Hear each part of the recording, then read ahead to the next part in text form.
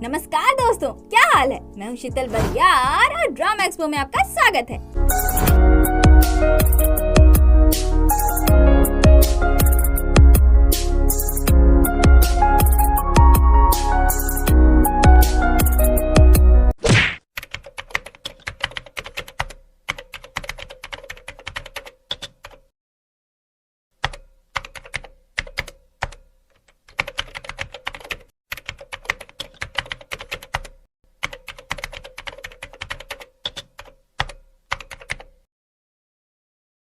अब तक आपने देखा कि प्रोफेसर सीओ को सीढ़ियों से धक्का देने वाला अपना एरोगेंट बाबा है, तो क्या उसी ने प्रोफेसर सीओ का खून किया है? आइए देखते मजा आएगा। जिस पल सारे पजल्स के पीसेस अपनी अपनी जगह पर आ जाते हैं, सारा शक कम हो जाता है और संतोषजनक सच बाहर आ जाता है। वो उस कानून के फैसले की शुरुआत होती है जिसके एक हाथ में तराजू और दूसरे हाथ में तलवार है। पर क्या कानून सच में न्यायपरायण है? Well, let's find out. ये अंधा कानून है। एपिसोड की शुरुआत भूतकाल के अगस्त 2017 से होती है, जहां एक बुक की दुकान पर अपनी क्लमजी लॉ स्कूल के कुछ बुक्स बेच रही होती है। पर क्योंकि दुकानदार उन बुक्स के लिए कम पैसे दे रहा होता है, इस वजह से दोनों के बीच बहस हो रही होती है। उसी दुकान में अपना एरोगेंट बाबा भी होता है जो कुछ बुक्स देख रहा होता है। उस समय दोनों में से कोई भी लॉ स्कूल में नहीं पढ़ते थे और एक दूसरे को नहीं जानते थे। खैर, तभी टीवी पर प्रोफेसर सीओ के घूस वाले केस के ट्रायल की खबर आने लगती है, जिसे सुनने के लिए हानजुन टीवी का वॉल्यूम ज्यादा करने लगता है। बट जैसे जैसे वो वॉल्यूम बढ़ा रहा होता है, वैसे ही वैसे क्लमजी और भी ज्यादा लाउड हो रही होती है, क्योंकि टीवी के वॉल्यूम से दुकानदार से बहस करने में उसे दिक्कत आ रही होती है। दुकानदार से ज्यादा पैसे ऐंठने के लिए वो बकवासबाजी करने लगती है कि ये बुक जो भी लेगा उसकी तो बल्ले बल्ले है, इसमें बहुत बारीकी से चीजें नोट की गई है और इम्पोर्टेंट चीजें हाईलाइटेड है। दुकानदार बोलता है, इन बुक्स की मदद से तुम हंकुक लॉ स्कूल जा पाई? अगर नहीं तो फालतू बकवास बंद करो। क्लमजी झूठ बोल देती है कि हाँ बिल्कुल, बहुत आसानी से। पर क्योंकि हानजुन के लगातार टीवी के वॉल्यूम को हाई करने की वजह से अब इसे इरिटेशन होने लगती है, वो उसे रिमोट छीन कर टीवी ऑफ कर देती है और रिमोट छीना छीनी करते करते दुकानदार से मोल भाव करने लगती है। इरिटेट होकर हानजुन बोलता है, मैं तुम्हारे बुक्स खरीदूंगा, इसीलिए अब शांत बैठो और मुझे न्यूज देखने दो। सोले बोलती है, लेकिन ये तो लॉ स्कूल के बुक्स है। उसकी बात काटते हुए हानजुन बोलता है, और मैं वहीं जा रहा हूँ, और रिमोट छीन कर फिर से न्यूज देखने लगता है। क्लमजी उसे पट से सारे बुक्स थमा देती है। एक छोटी बच्ची बाहर से यही सब देख रही होती है। वैसे ये तो वही बच्ची है ना जो लास्ट एपिसोड में ली मैन हो को देखकर डर गई थी। उसके बाद उसका क्या हुआ? जा पूछ क्या? हानजुन उसे पैसे देते हुए बोलता है, तुम श्योर हो कि मैं एक ही बार में वहाँ एडमिट हो जाऊंगा सीनियर? क्लमजी बोलती है, सीनियर? अपना एरोगेंट बाबा बोलता है, मैं भी हांगकुक लॉ स्कूल जाने की सोच रहा हूँ। वैसे तो इन बुक्स के बिना भी मैं आराम से एंट्रेंस एग्जाम पास कर जाऊंगा, पर लगता है तुम्हें पैसों की जरूरत है। तभी वो छोटी बच्ची अंदर आ जाती है, पर इससे पहले कि वो कुछ बोल पाए, क्लमजी उसका मुंह बंद करके अपने साथ ले जाती है। फिर पता चलता है कि ये बच्ची अपनी क्लमजी की छोटी बहन कांग ब्योल है। क्लमजी पैसे पाकर बहुत खुश हो रही होती है, पर ब्योल बिगड़ने लगती है कि फ्रॉड करके तुम्हें इतना मजा आ रहा है। क्लमजी बोलती है, फ्रॉड? अच्छा, तुम हांगकुक लॉ स्कूल वाली बात कर रही हो।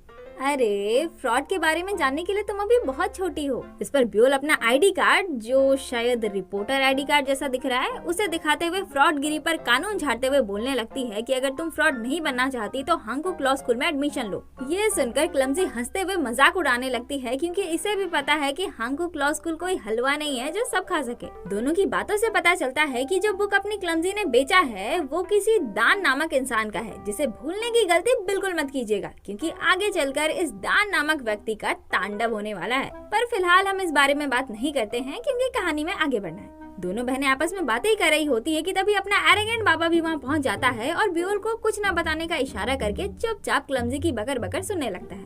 ब्योल बोलती है, फिर भी तुम्हें उस बेचारे के लिए बुरा तो लग ही रहा होगा ना, बेचारा बेकार में ठगा गया। क्लमजी बोलती है, बुरा? किस बात का? तुमने देखा नहीं कि वो कितना फेंक रहा था? तुमने सुना नहीं कि उस फेकू चंद ने कैसे कहा कि उन बुक्स के बिना भी वो वहाँ एडमिशन ले लेगा? मुझे तो उससे दुगने पैसे लेने चाहिए थे। हानजुन बोलता है, मैं आपको और कितने पैसे दूं मोहतरमा? और मैं फेंक नहीं रहा था, मैं सच में उतना स्मार्ट हूँ। वैसे मैं तुम्हें और कितने पैसे दूं ताकि एक लॉ स्टूडेंट को ठगने के लिए तुम्हें शर्म आ जाए? ब्यूल उसे उसके पैसे लौटाते हुए बोलती है, आप इसे शर्मिंदा करवाने के लिए कुछ नहीं कर सकते, ये लॉ स्कूल में जाएगी। और सारे बुक्स लेकर बस पर चढ़ जाती है। सोले भी उसके पीछे भागती है। उनका एक बुक वहीं छूट जाता है जो एरोगेंट बाबा उठा लेता है, पर इससे पहले कि वो उन्हें दे पाए बस वहाँ से निकल जाती है।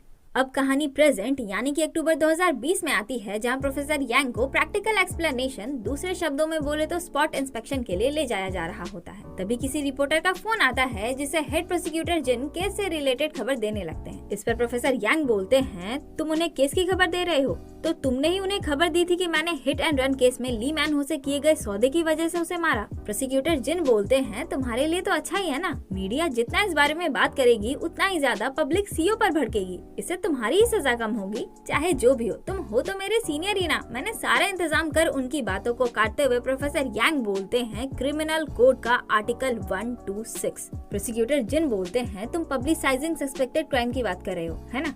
उस कानून की कोई जरूरत ही नहीं है। आज तक किसी भी प्रोसिक्यूटर को उसके लिए सजा नहीं मिली है। वेल, पब्लिसाइजिंग सस्पेक्टेड क्राइम बोले तो कोरिया में शायद एक ऐसा लॉ है जिसके मुताबिक आप किसी भी इंसान जो किसी क्राइम का सस्पेक्ट है, उसके केस से रिलेटेड कोई भी इंफॉर्मेशन उसके मर्जी के खिलाफ पब्लिक में डिस्क्लोज नहीं कर सकते। इसके लिए वो एक्शंस भी ले सकता है। एनीवे, उनकी बातें सुनकर सरकारी वकील पाक जो पीछे मस्त अस्कतिया रहे हैं, वो बोलते हैं, मीडिया जो खबर फैला रही है कि प्रोफेसर सीओ चाइल्ड रेपिस्ट से मिले हुए हैं, इस वजह से पब्लिक ऑलरेडी बहुत भड़क चुकी है। वो उनकी खूनी से ज्यादा उनसे नफरत करने लगी है। तो क्या नाचो मैं? उसके बाद स्पॉट इंस्पेक्शन के दौरान प्रोफेसर यांग बताते हैं कि उन्होंने मिथ नामक नशीली ग्लूकॉन डी पाउडर बेसिन में फेंक दी और रैपर डस्टबिन में। तभी प्रोफेसर सीओ हाइपोग्लाइसेमिक शॉक में चले गए, यानी कि लो ब्लड शुगर की वजह से दौरे पड़ना और बेहोशी छाना। खैर, तभी उन्हें जमीन पर चीनी का साधारण सा एक पैकेट गिरा मिला। ये सुनकर सब लोग हैरान हो जाते हैं। डिटेक्टिव ओ बोलते हैं, पर आपने पहले तो इस बारे में कुछ नहीं बताया। प्रोफेसर किम उन्हें डिफेंड करते हुए बोलती है, उसने पहले कुछ भी बताने से मना किया था, पर अब वो बताना चाह रहा है। तभी मेकअप की दुकान ये सियोल अपना मेकअप का एक प्रोडक्ट उन्हें देती है ताकि उसे चीनी की पैकेट की जगह पर यूज किया जा सके। और प्रोफेसर यांग प्रैक्टिकल करके उन्हें दिखाते हैं कि उन्होंने कैसे कॉफी में चीनी मिलाकर उन्हें पिलाई थी। पर हैरानी की बात तो ये है कि क्राइम सीन पर किसी को भी वो चीनी का पैकेट मिला ही नहीं। इसीलिए डिटेक्टिव जुंग बोलने लगते हैं कि प्रोफेसर यांग कहानी बना रहे हैं, पर प्रोफेसर यांग अपने ही ख्याल में खोए होते हैं। तभी अचानक से उनके दिमाग में कुछ आता है और वो सीढ़ियों के पास जाते हैं जहाँ उन्हें चश्मे का वो टुकड़ा मिलता है। वैसे मैं बता दूं कि इस टुकड़े का नाम इस बेवकूफ शीतल को पता चल चुका है। इसका नाम है नोज पैड। इतना सिंपल सा नाम है, फिर भी मुझे नहीं पता था। बताओ, सच अ ग्रेट पर्सन, क्या ही बताऊं मैं। चुप हो जा, 7वीं फेल। सारे सबूतों को देखकर अपना यांग ग्रेड्स वाला दिमाग लगाने के बाद प्रोफेसर यांग अपने एरोगेंट बाबा से पूछते हैं, वो तुम थे हांजुन? अब कहानी उसी दिन पर आती है जिस दिन प्रोफेसर सीओ की मौत हुई थी, यानी कि 5 अक्टूबर 2020। सुबह के 11:10 हो रहे होते हैं और प्रोफेसर यांग अपने लेक्चर पर जाने के लिए तैयार हो रहे होते हैं। प्रोफेसर यांग को पजल्स का बहुत शौक है और ये अक्सर पजल सॉल्व करते रहते हैं। उस वक्त भी वो एक पजल सॉल्व करने के लिए बैठ जाते हैं, पर तभी उनके पास प्रोफेसर सीओ का एक मेल आता है जिसमें उसी हिट एंड रन केस वाली वीडियो थी। वो कार के नंबर प्लेट को अपने पास रखे एक पुराने फोटो से मिलाते हैं तो उन्हें पता चलता है कि ये कार प्रोफेसर सीओ की थी।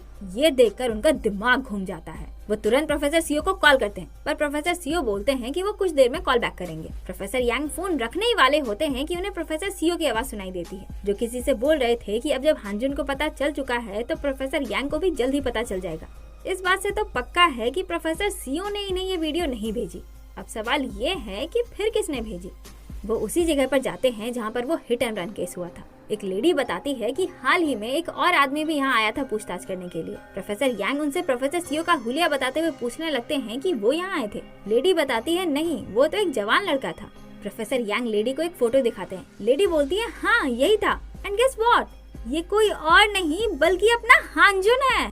अब कहानी फिर से प्रेजेंट में आती है जहाँ प्रोफेसर यांग बोलते हैं, वो तुम थे हांजुन? जूरेडोंग की हिट एंड रन केस वाली वीडियो तुमने भेजी थी? हांजुन बोलता है, हाँ मैंने भेजी थी। आप उस केस के प्रोसिक्यूटर इंचार्ज थे, किसी को तो वो सच सामने लाना ही था। प्रोफेसर यांग बोलते हैं, तुम उस दिन अपने अंकल से यहाँ मिले थे, है ना? ये सच है कि उस दिन हांजुन अपने अंकल से मिला था, पर फिर भी वो बिना कुछ बोले उन्हें ग्रीट करके वहाँ से चला जाता है। तभी उसे अपनी आंटी मिलती है जो सब कुछ सुन चुकी थी। वो उन्हें इग्नोर करके जाने लगता है। वो बोलती है, तुम्हारे द्वारा ही उस सच को सामने लाना जरूरी था।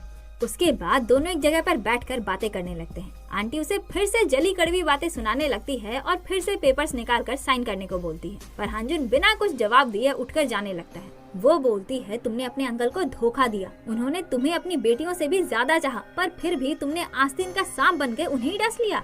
ये सुनकर वो फिर से बैठ जाता है और इस बार ये आंटी को लंबी चौड़ी सुनाने लगता है, जिसमें पता चलता है कि अपने बच्चों के साथ रहने के बहाने से आंटी प्रोफेसर सीओ को यहीं छोड़कर यूएस में शिफ्ट हो गई थी और वहाँ अपने लिए एक आशिक भी पाल लिया था। सही खेल।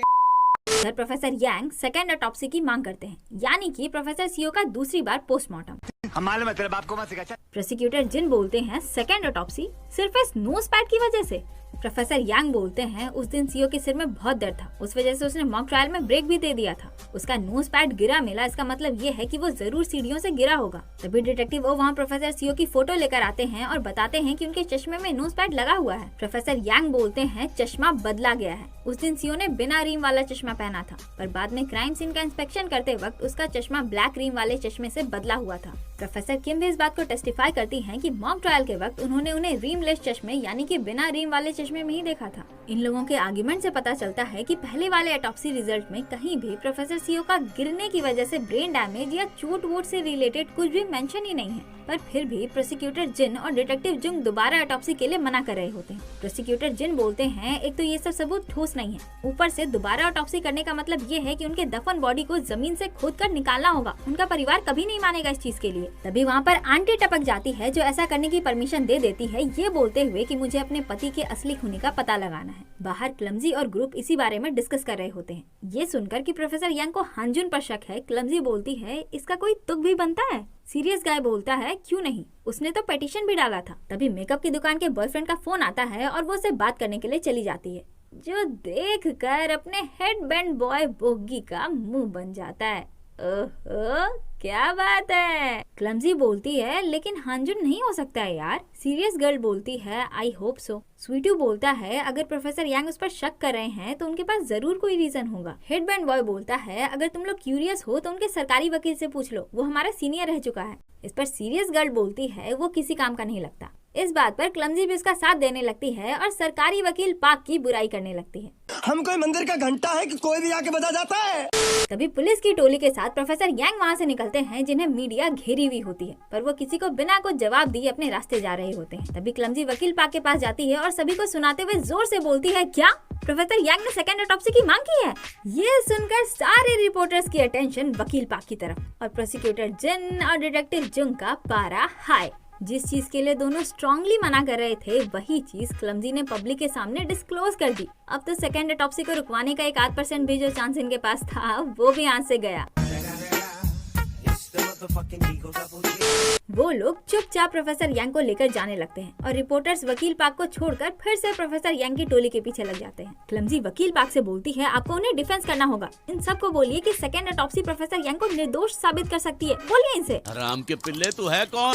उधर प्रोफेसर किम वाइस डीन से लड़ रही होती है क्योंकि इन्हें प्रोफेसर यांग का पब्लिक डिफेंडर यानी कि सरकारी वकील बनना है। लॉ के अकॉर्डिंग एक प्रोफेसर किसी का भी अटॉर्नी नहीं बन सकता, इसीलिए वो वाइस डीन को मिनिस्ट्री ऑफ एजुकेशन से बात करने को बोल रही होती है ताकि प्रोफेसर यांग की अटॉर्नी नहीं तो कम से कम उनकी सरकारी वकील तो बन सके। पर वाइस डीन उन्हें साफ साफ मना कर देते हैं। वो बोलते हैं मुझे पता है आप दोनों क्लोज हैं, पर उनकी बात को काटते हुए प्रोफेसर किम बोलती है हम दोनों क्लोज है इसीलिए मैं ये सब नहीं कर रही।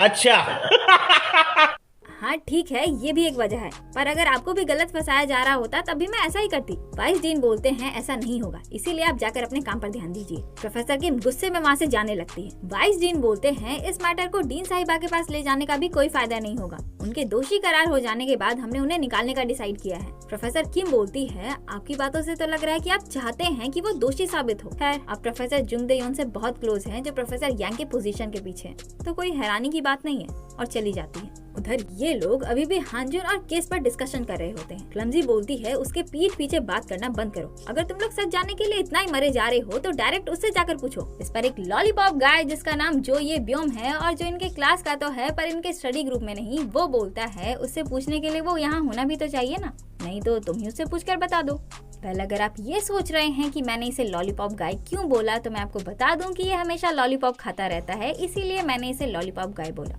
अरे यार इतना लॉलीपॉप कर करके ना मुझे भी लॉलीपॉप खाने का मन करने लग गया। छोटी बच्ची हो क्या?